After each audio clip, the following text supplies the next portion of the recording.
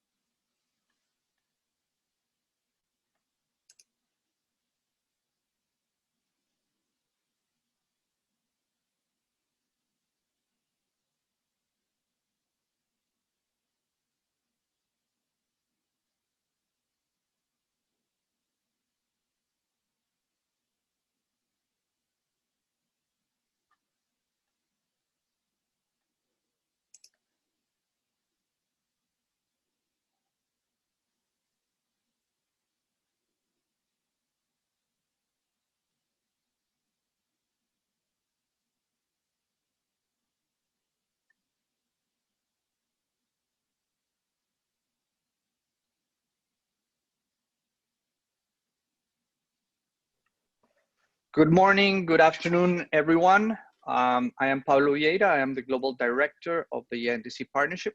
Welcome to this very important launch and webinar to discuss one of the latest initiatives by the NDC Partnership. It's a pleasure to have you here. We have a great program, so it's really great to have you all around. First, I will be providing some introductions to and a progress update on where we are in our current initiatives, but I want to start by sharing some information about how we will operate during the call today. Before we start, please allow me to share some of the information that we want to have about this call. If you have any questions about what we are presenting and what we're talking about, please type them in the Q&A feature of your Zoom connection, located at the toolbar at the top or bottom of your screen. The chat function is disabled and all attendees will remain muted during the call. Throughout the webinar, my colleagues will be typing replies to your questions and you will see them answered in the Q&A function. If there's time at the end of the event, we will answer some questions live involving our panelists. This session is being recorded and will be shared with anyone that's unable to join. So let us begin now. So in response to the global pandemic, the NDC Partnership launched its Economic Advisory Initiative on the 29th of June of this year to support ministries of finance and planning to integrate climate action into their COVID-19 recovery efforts. The partnership is now deploying economic advisors in 32 developing countries all over the world. To strengthen this country-specific support, the NDC Partnership has established a Thematic Expert Group, which will provide on-demand virtual support. And it will allow countries to look into specific sectors or thematic areas through expertise that will support them with more information, with tools, with research for decision-making processes that will allow them to design green and resilient recovery responses to COVID-19. During today's webinar, the NDC Partnership will showcase this Thematic Expert Group, including the types of experts available, how it will work, and some expected results. Next, please. First, I will begin providing an introduction and a progress update on the Economic Advisors Initiative. Then I will invite the NDC Partnership co-chair from the Netherlands, Carola von Rijsenhoeve, who's the director of the Inclusive Green Growth Department and ambassador for sustainable development at the Ministry of Foreign Affairs of the Kingdom of the Netherlands. And she will be providing detailed information about the Thematic Expert Group and how it works and who's engaged in it. Then I will turn it over to some of our members for remarks on how the developing countries will use this thematic expert group to support their green recovery efforts, and how development partners and institutional members of the partnership will provide support to countries through this thematic expert group. This will include representatives from countries and institutions. We will have Ms. Christina Rodriguez, the Director of Adaptation at the Ministry of Environment of Peru. We will have His Excellency, Mr. Ndalawakeshu Sime, Deputy Commissioner with the Planning and Development Commission of Ethiopia. We will have Vicky Healy, Project Manager of the Integrated Applications Center at the National Renewable Energy Laboratory, NREL. We will have Birta Derricks, Policy Advisor for the International Climate Initiative, ICI, at the German Federal Ministry of Environment, Natural Conservation and Nuclear Safety, or BMU. And we will have Philippe de Cocte, Chief of Program Development at UN Habitat. So let's get started. Next slide, please. As we all know, 2020 was poised to be a monumental year for climate action. It had been called the super year for climate action, but the impact of the pandemic on climate action is already emerging, with dwindling political attention to climate action, with diversion of financial resources, and with reduced national capacity to meet the 2020 NDC enhancement deadline. So to support countries to align their recovery efforts with climate priorities, the NDC Partnership launched the Economic Advisory Initiative. Next, please. This Economic Advisory Initiative provides support that is tailored, responding to country-specific requests, and supporting countries by delivering and deploying immediate support to enable action over the next 12 months. And to maximize the impact of this support, countries define the scope of work for these economic advisors by providing specific terms of reference that align with their specific needs and realities.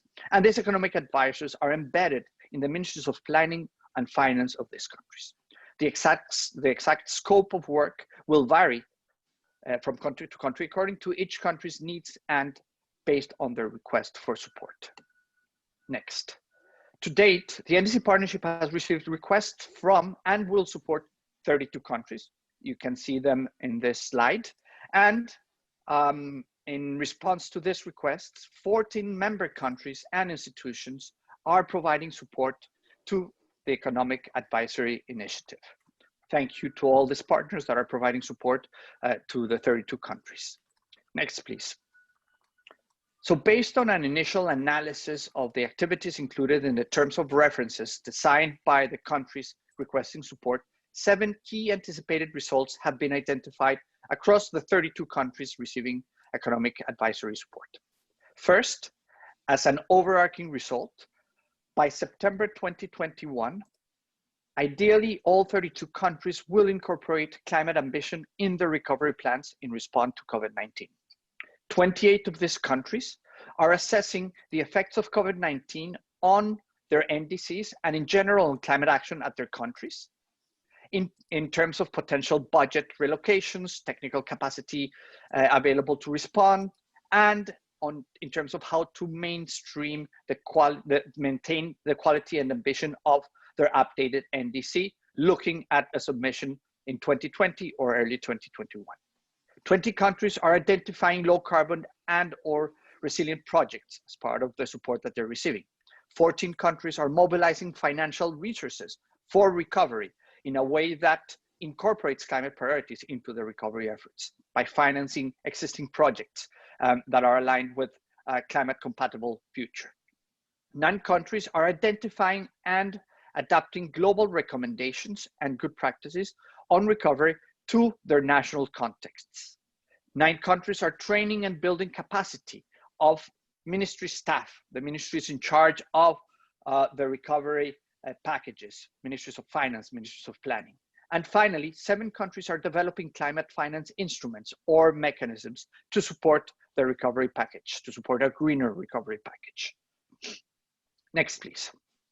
Also, we just announced yesterday that together, the NDC Partnership and the Partnership for Action on Green Economy page, through support from their members and partners will further enhance green recovery responses to COVID-19 in a total of 49 countries working together.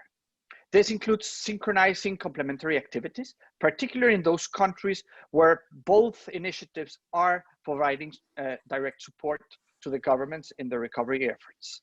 It will also include sharing and synthesizing country-level knowledge, learning, and reporting, learning from each other to try to maximize the impact of these efforts. These lessons learned will be shared globally through analytical reports and communication materials, with a joint publication on green recovery planned for 2021. Next. Finally, to supplement this country-specific support and facilitate learning across countries, the NDC Partnership has established first a green recovery network, and second, a thematic expert group, which is the main topic of today's conversation. In brief, this green recovery network will capture lessons learned and good practices and facilitate learning between country members by providing a space for governments to hear directly from each other.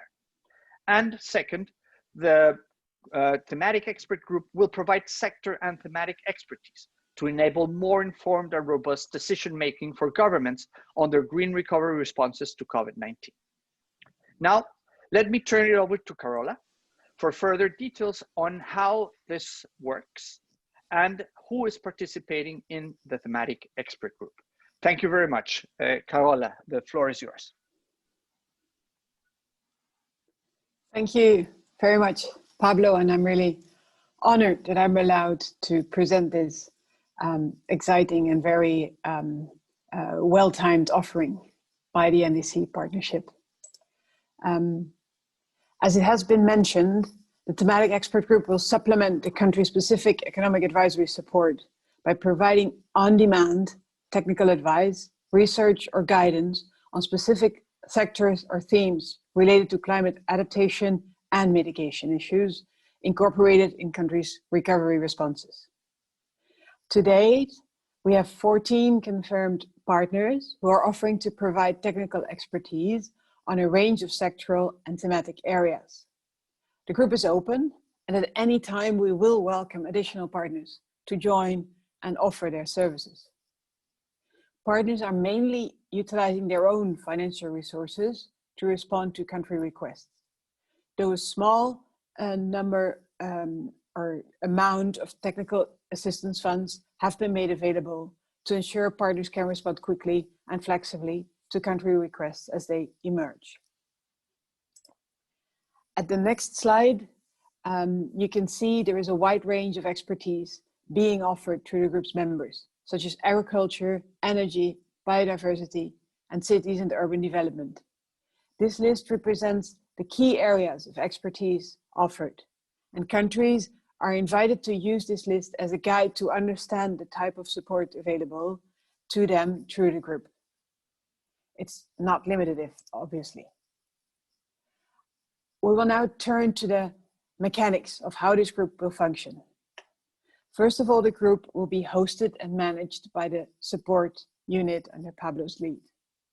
And it will be available at no cost to developing country members of the NDC Partnership. The overall goal is to match countries with technical advice, research, or guidance on specific sectors or themes based on the comparative advantage of the group's members. The support is virtual and offered on demand. Countries can submit a support request to the group at any time. There are no dedicated rounds, for example. The details on how to submit a request, along with a draft email template, are included in the concept note that has been circulated with this event invitation. And if you lose it, you can always ask the support unit to send it to you again. Within their request, countries are asked to include, first of all, a brief description of the advice requested, including the specific sector or sectors or teams and types of support. For example, discussions, research. If a country has an economic advisor, they are asked to describe which TOR deliverables, if any, this technical advice contributes to. in order to provide context on the request and how it fits within the green recovery plans. Also, when submitting your request, countries are asked to include the estimated time needed from a technical expert and via what medium. For example, a one-time 1-hour video conference conversation, or continuous on-demand advice via email for an estimated 10 hours per month. All requests received by countries will be circulated to the Thematic Expert Group members for them to respond to. To signal their interest and availability to respond to a request, members of the expert group are requested to send the support unit a confirmation of their availability to provide the support requested, including the amount of time and resources they will make available, and a short description of how they will respond to the request, including the medium of support, for example, a study, a phone call. The support unit will then link the implementing partner up directly with the government to offer the support requested.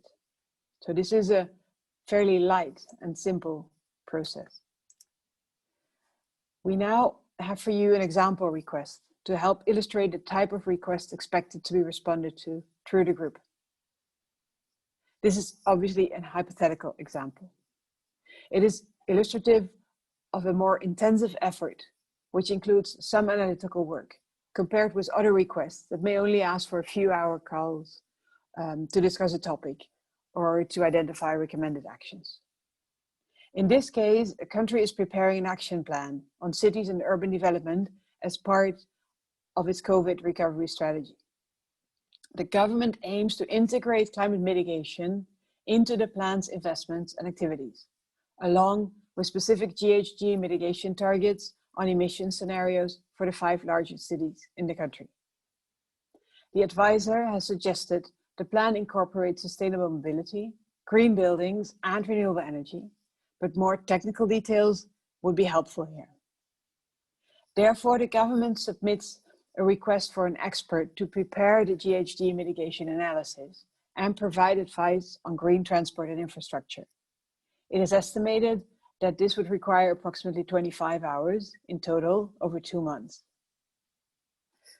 This is just one example, hypothetical, and additional examples will be elaborated later in this session through other NDC Partnership member presentations.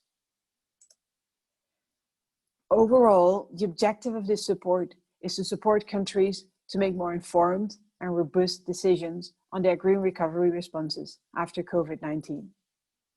Key results include green recovery plans and packages consider and incorporate detailed sector or theme-specific data and analysis on priority areas, and green recovery plans or packages incorporate recommendations or advice provided by the expert group.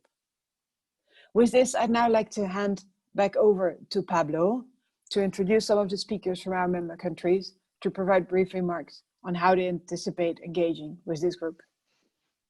Thank you, and back to you, Pablo.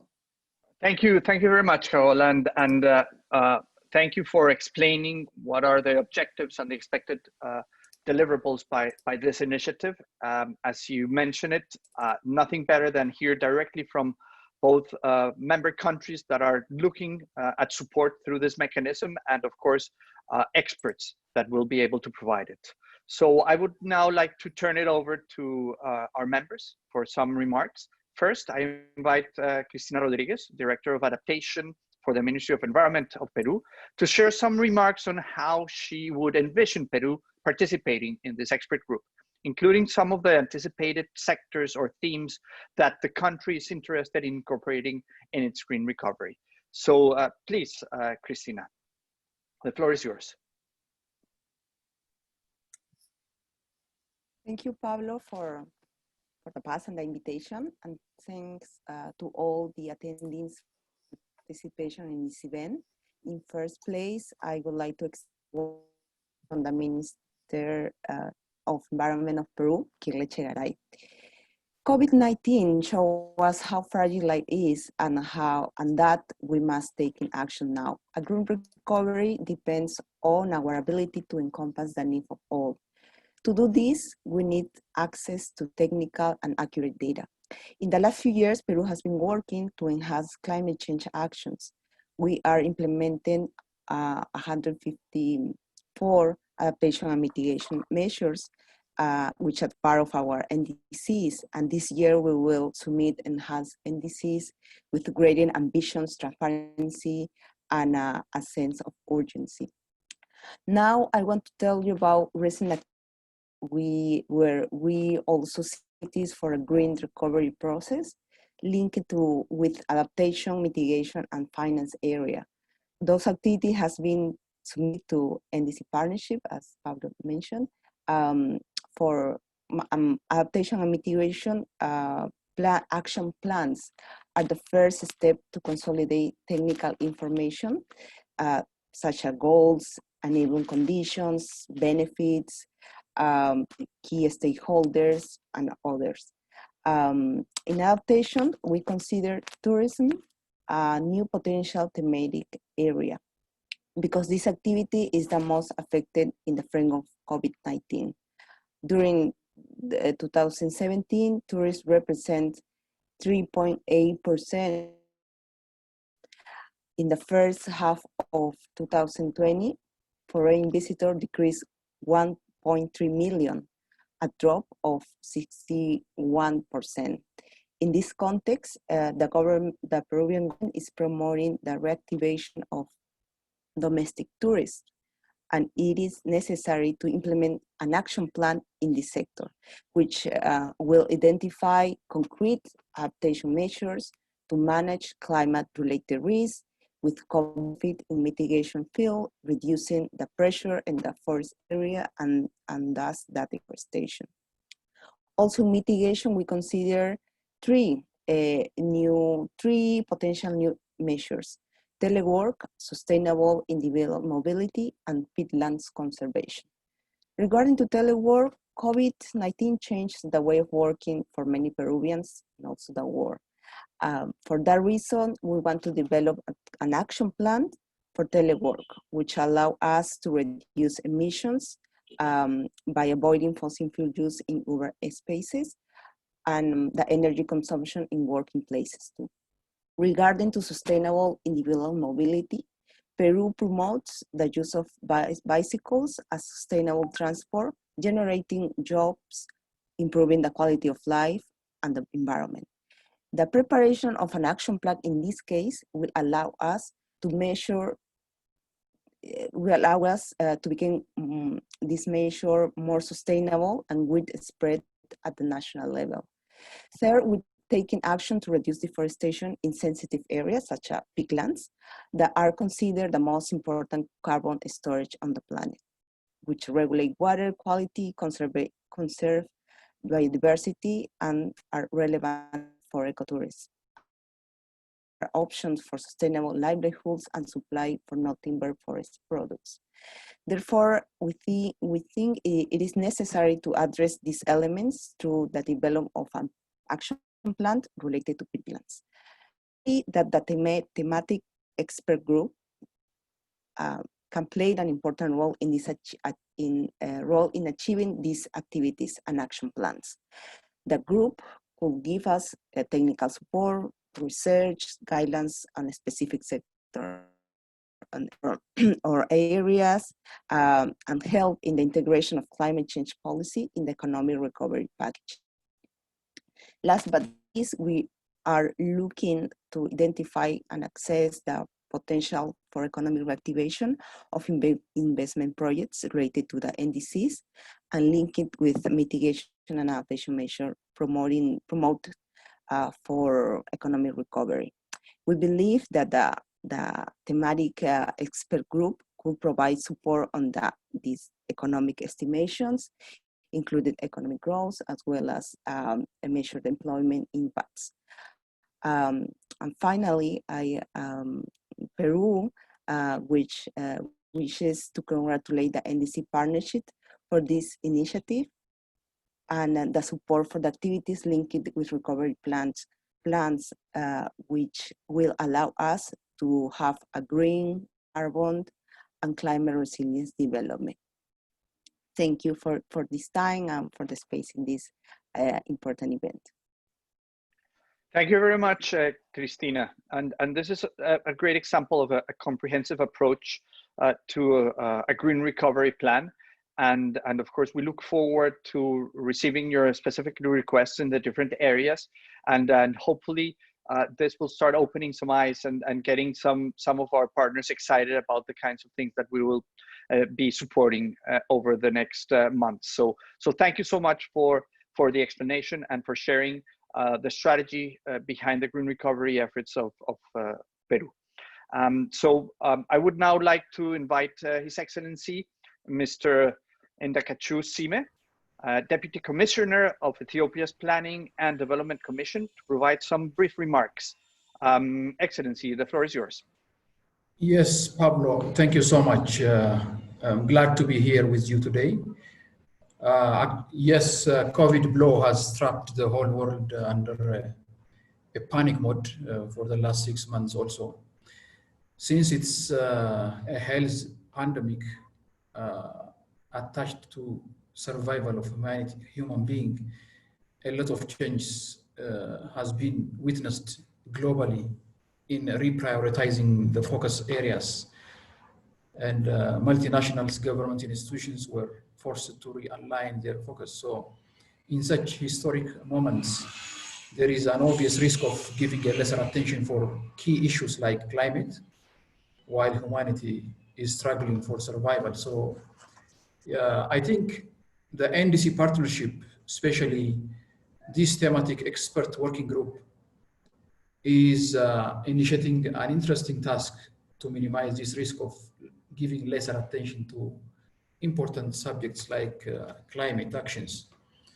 Ethiopia is finalizing its 10 years development plan, one of its kind, prepared with many departures from the previous growth and transformation plan, which stayed for a decade in 2 5 years terms. Just to mention a couple of major departures that we are experiencing from our previous planning exercises. We're trying to give more sensitivity to the human welfare during this planning exercise, and we're giving more sensitivity to the environment and climate. So we are saying not just growth. As you might know, our economy has been growing by double digit for the last, a decade and a half.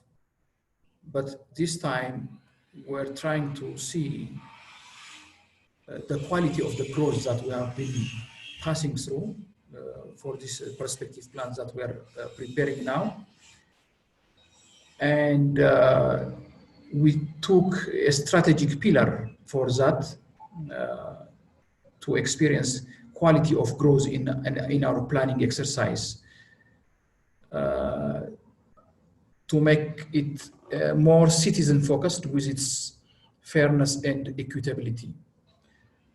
Fostering climate resilience and green growth is the other pillar, hand-counted pillars in our plan under preparation. And these pillars cascades into each and every implementing line ministries.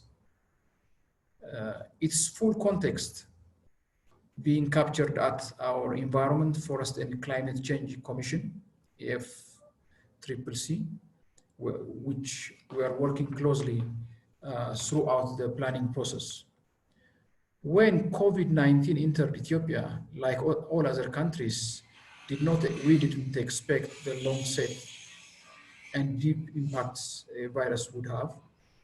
And fortunately, Ethiopia was also fast to put in place multi-sectoral preparedness and response plan that actually categorize in near term, respond to direct social and health impacts of COVID-19, and in currently being prepared to be presented and approval at the higher decision-making body in the country.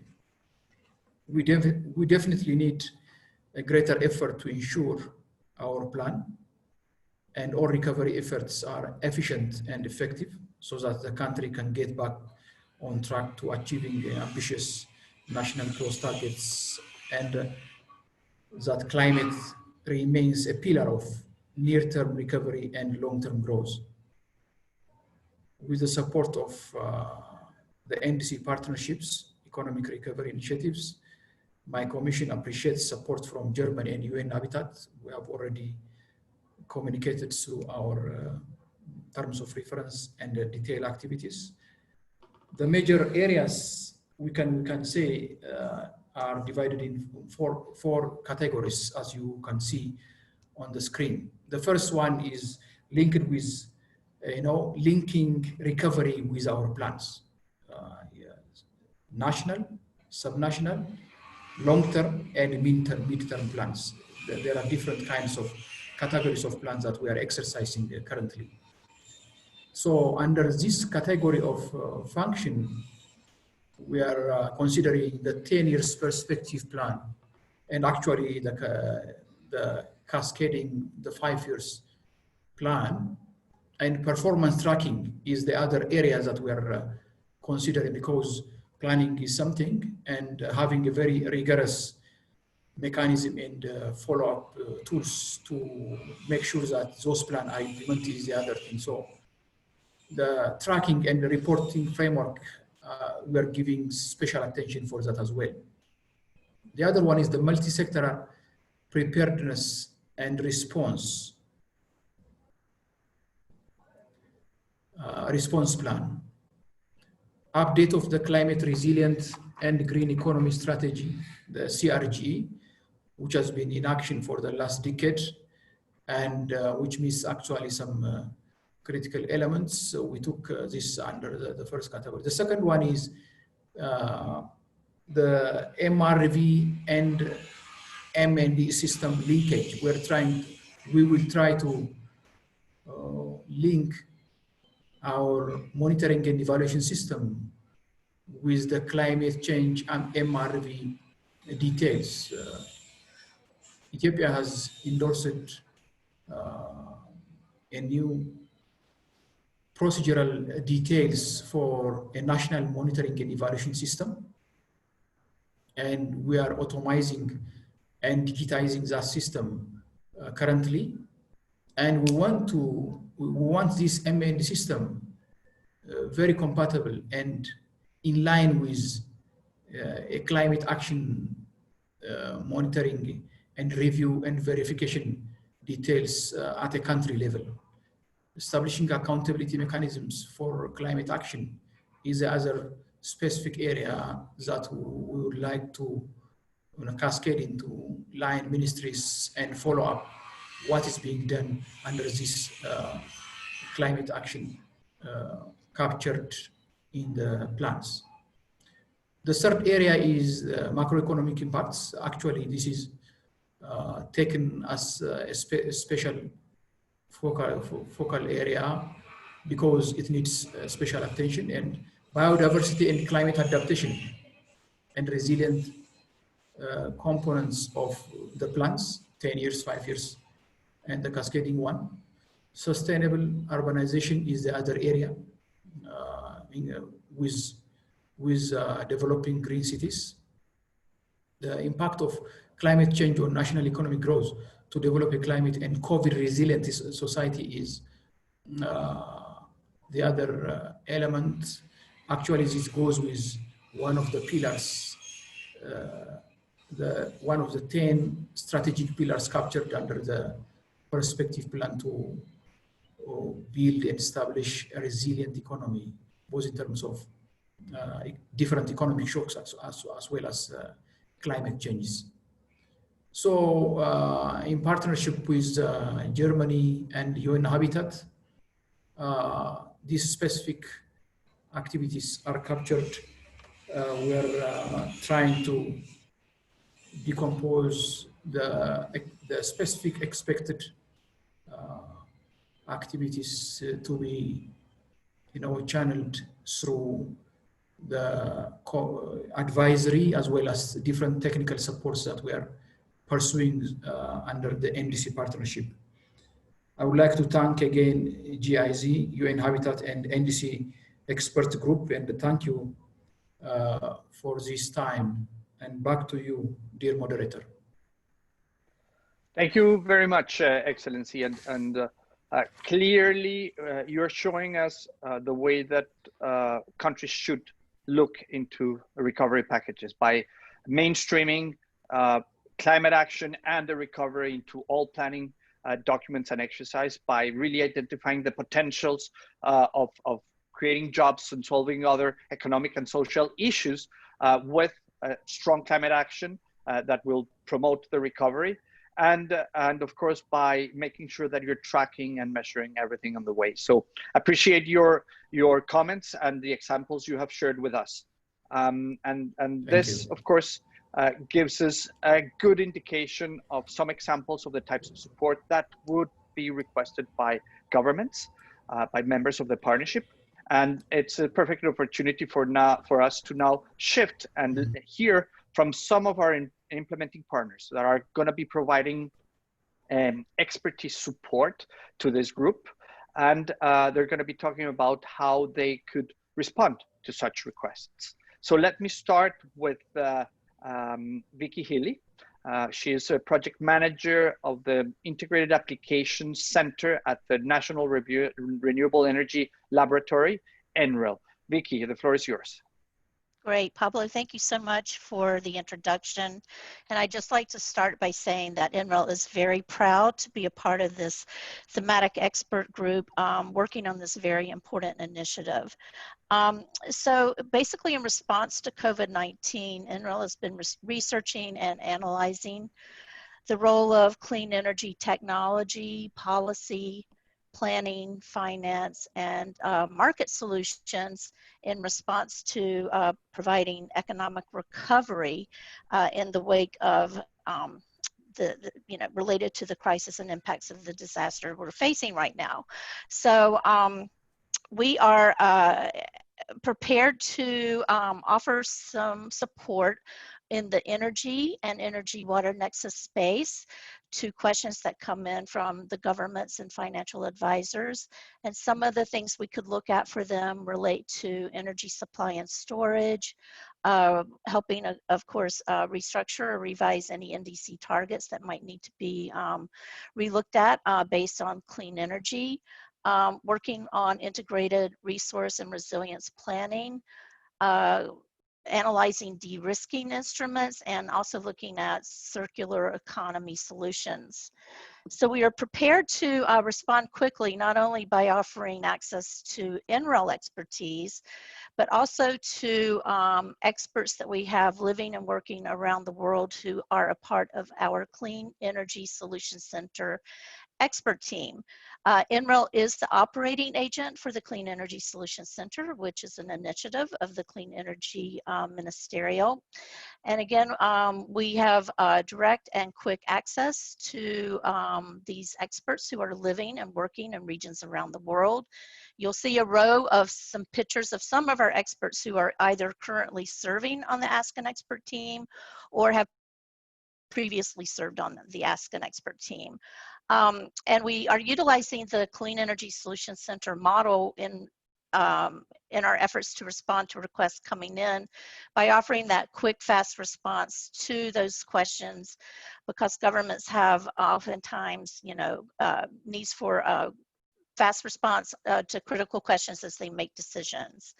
And just of note, through both NREL experts and our Clean Energy Ask an Expert team, we've been able to deliver remote experience to more than 90 countries through video virtual platforms, and all of these engagements are interactive with those that are requesting assistance.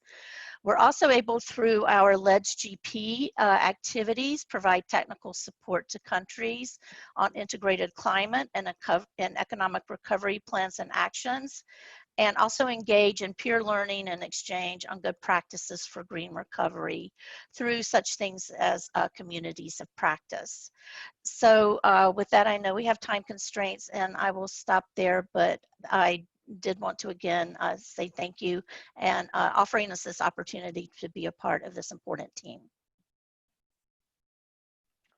Thank you very much. Not only for bringing NREL's expertise and knowledge, but also by bringing in the Clean Energy Solutions Center as an option to provide support to countries with broad experience across the globe. So it's extremely important. And I know that this is going to be an area that's going to be fundamental for many of the countries. Energy will always be in the center, but also you're bringing in expertise around water nexus. And of course, if we're talking about resilience, which is something that we've learned a lot about with COVID, it will be fundamental to bring in the element of water into the discussion. So thank you so much for this, and hope to be working closely with you. Thank you. Now we turn to Britta Dex, Policy Advisor of the International Climate Initiative, ICI, at the German Federal Ministry of Environment, Nature Conservation and Nuclear Safety, better known as BMU. Britta, please, the floor is yours. Thank you, Pablo. Yeah, good morning and good afternoon, colleagues. Thank you very much for giving me the opportunity for a few remarks here on behalf of BMU and ICI.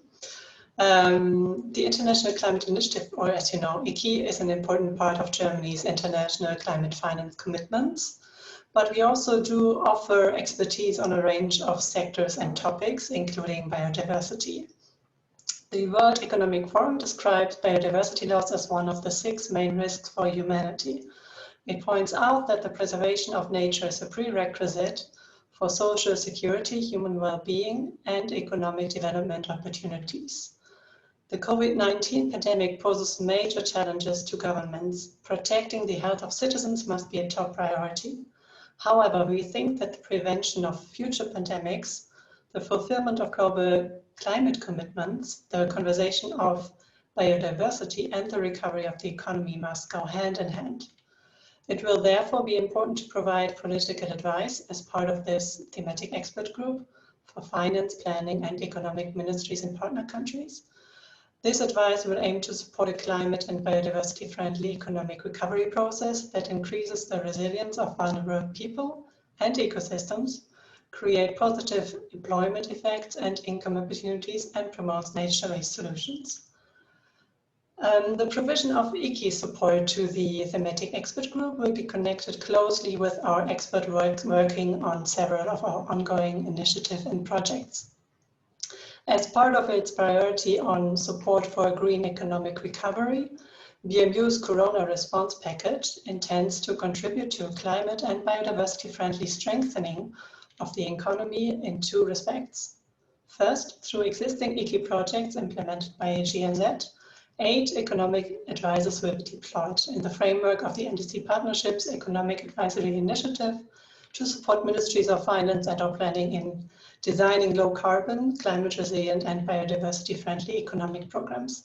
And secondly, via additional support for ongoing ICI projects that have an impact on employment and contribute to creating fundamental conditions for integrating climate change and biodiversity aspects into economic development. BMU is also providing additional financial support to 16 ICI projects and is adapting the activities of 9 further projects.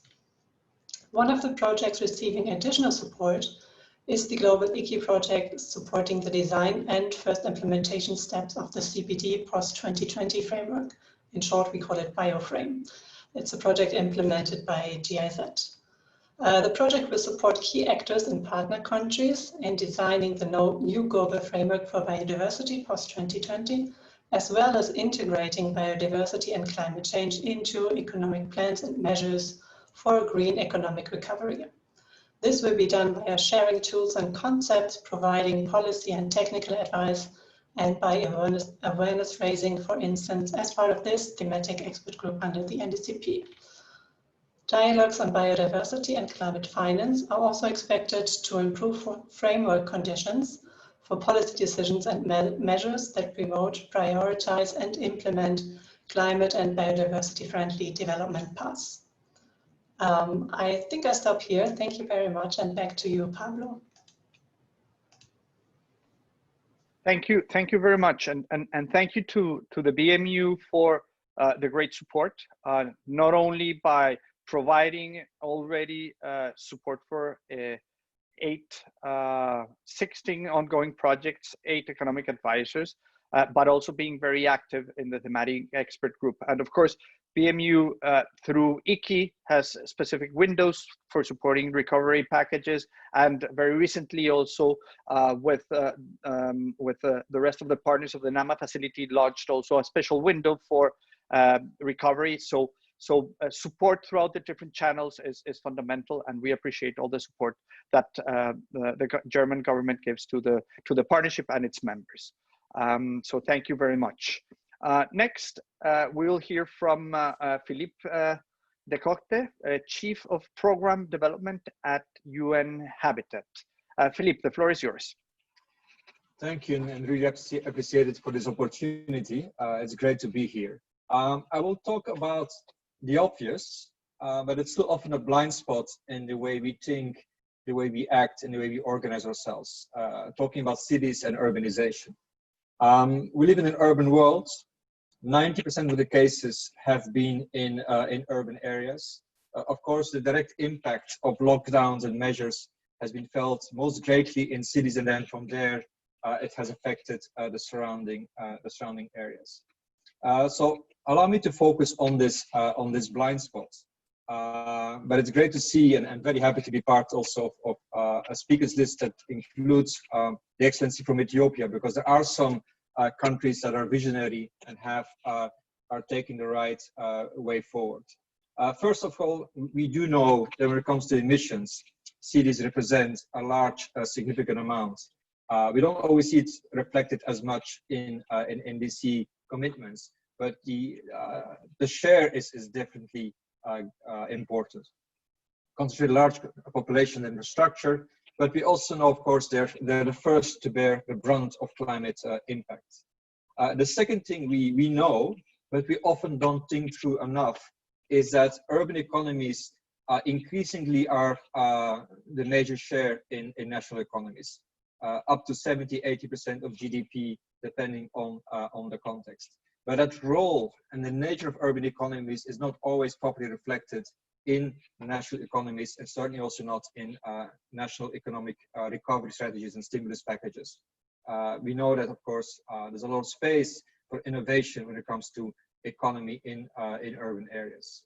The third point, of course, is that we do know that climate action in cities and investment in sustainable infrastructure and services can really yield large-scale economic benefits and create jobs, which can help to restart economies.